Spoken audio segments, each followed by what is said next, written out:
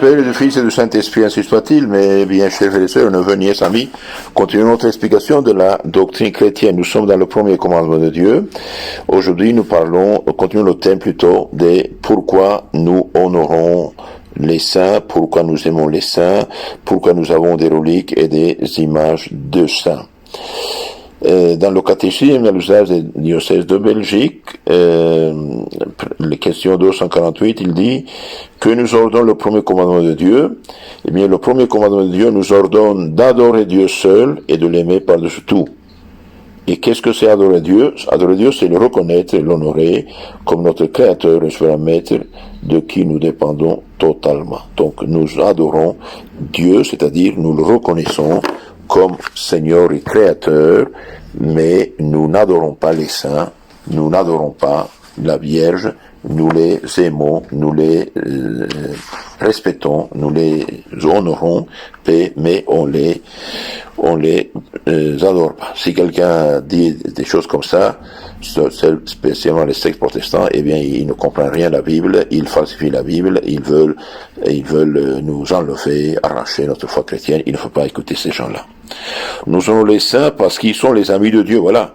Les princes du ciel et nos bienfaiteurs. En plus, parce que cet honneur nous procure des grâces nombreuses de Dieu. Eh bien, Dieu a utilisé les saints pour extirper le paganisme, pour humaniser, pour civiliser les peuples, pour sauver les gens. Et Dieu donne des preuves que telle ou telle personne se trouve au ciel en faisant des miracles par son intercession. Nous avons les saints en demandant leur intercession auprès de Dieu. Bien sûr, l'intercesseur par office, ex officio, le Jésus-Christ, ok, mais Jésus-Christ utilise des intercesseurs des secondaires. Et nous vénérons donc les saints, célébrons leurs fêtes, nous vénérons leurs images et leurs reliques en portant leur nom, en mettant des choses importantes sur leur protection et surtout en imitant leurs vertus. Combien de fois en lisant la vie des saints, eh bien, et je conseille de la lire d'ailleurs, et d'apprendre aux enfants, compter aux enfants la vie des saints, donner aux enfants des livres des saints pour qu'ils puissent avoir des modèles à imiter et à connaître. Eh bien, par exemple, Saint Augustin, avant sa conversion, il était un perdu, vicieux, pécheur. Et bien, à un moment donné, il a dit, si tel ou tel a pu arriver au salut et se sanctifier, pourquoi pas moi? Et c'est vrai. Le culte des saints ne diminue pas le culte de Dieu. Au contraire, car nous honorons les saints à cause de Dieu, et nous les honorons pas comme Dieu, mais comme serviteurs de Dieu. Voilà la différence. Dieu, c'est le Créateur, les saints sont les serviteurs. En honorant la vie, les saints, nous ne diminuons en rien le culte d'adoration que nous devons à Dieu seulement. Quel est celui qui oserait prétendre que le respect dû au souverain serait diminué par celui qu'on accorderait à sa mère, à ses enfants, à ses amis, à ses fidèles serviteurs? Il n'en serait au contraire qu'augmenté, dit Saint Jérôme. La vénération des saints est aussi peu une diminution de l'adoration de Dieu que l'amour du prochain est une diminution de la charité. L'une se renforce par l'autre. Nous avons les saints pour Dieu parce qu'ils sont l'image de sa sainteté, et de même que nous verrons l'image du souverain parce il le représente. Il a de la vénération des saints comme de l'amour du prochain. Nous n'aimons le prochain que parce qu'il est l'image et l'enfant de Dieu, et nous ne l'aimons donc pas pour lui-même, mais pour Dieu. Nous honorons encore les saints parce qu'ils furent les instruments de Dieu pour accomplir des actions nouvelles et extraordinaires que Dieu faisait sur terre pour aider à ses enfants. Nous ne pouvons même pas honorer les saints pour eux-mêmes. Le mérite de leurs œuvres vient de Dieu, car c'est lui qui les a aidés à les accomplir. Ce n'est pas un pinceau qui revient le maître du tableau, ni à la plume celui d'une belle écriture, ni à la langue celui d'un beau discours. Dieu est donc admirable, et seul admirable dans ses saints. C'est pourquoi la Sainte Vierge ne dit pas « j'ai fait de grandes choses », mais le Tout-Puissant a fait de grandes choses en moi. Saint Luc 1,48. Aussi le mépris des saints s'adresse-t-il à Dieu comme leur culte. Jésus-Christ considère le mépris de ses apôtres, comme dis-je, contre lui-même. Celui qui vous méprise me méprise. Saint Luc 10, 16. Est un acte de dureté envers le prochain comme commis contre lui-même. Saint Matthieu 24, 25, 40. À plus forte raison, Dieu doit-il ressentir le mépris des saints, car il les aime bien plus que tous les hommes sur la terre. Celui qui honore les saints honore Jésus-Christ, et celui qui les méprise, méprise Jésus-Christ, dit saint Ambroise. Il y a encore une autre raison pour laquelle le culte des saints n'est pas une injure faite à Dieu. Les hommages que nous rendons sont absolument différents de ceux que nous rendons à Dieu. Nous rendons à Dieu et non pas les saints. Nous savons qu'entre Dieu et les saints, il y a une distance infinie, car les saints, qui nous sont supérieurs en dignité, ne sont cependant pas, ce ne sont que des créatures de Dieu comme nous.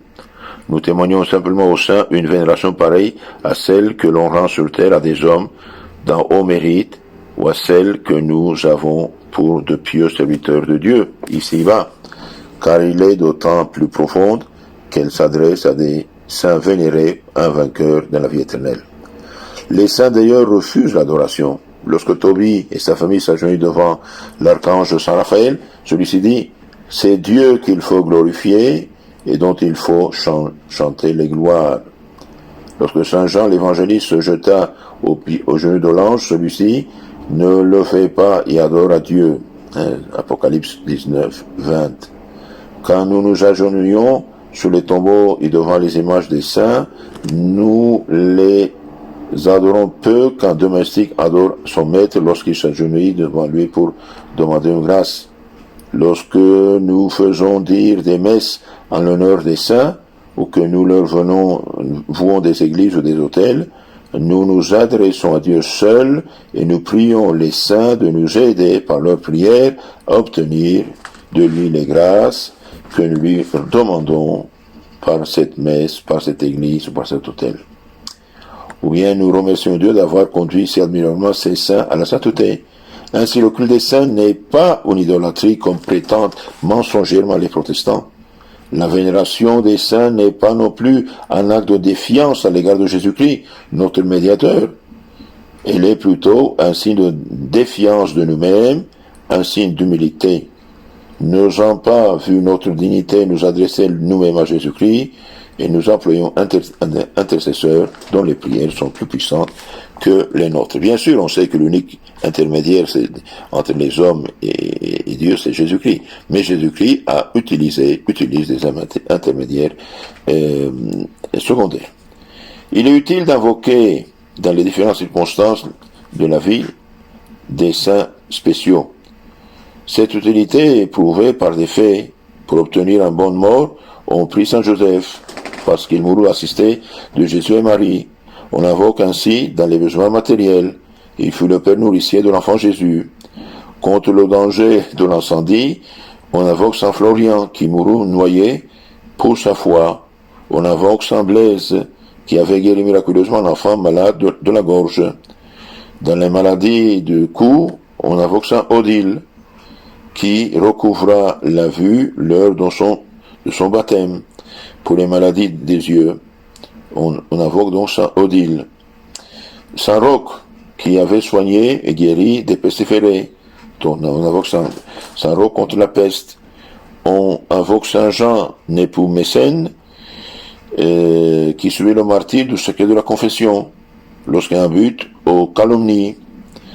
On invoque Saint Antoine de Padoue, à qui on avait volé un ouvrage achevé et dont les prières obtenirent que le remords força le voleur à rapporter l'objet dérobé pour retrouver des choses perdues. Il semble que Dieu a accordé à certains saints une puissance spéciale pour recourir à certaines nécessités, dit saint Thomas d'Aquin. On peut conclure de certaines prières miraculeuses exaucées que les saints s'intéressent particulièrement aux personnes qui se trouvent dans une situation semblable à la leur, au lieu où ils ont vécu et où ils ont été professés. je l'ai déjà dit, il faut donner des noms des saints aux enfants pour qu'ils aient un modèle sur terre et un saint protecteur au ciel.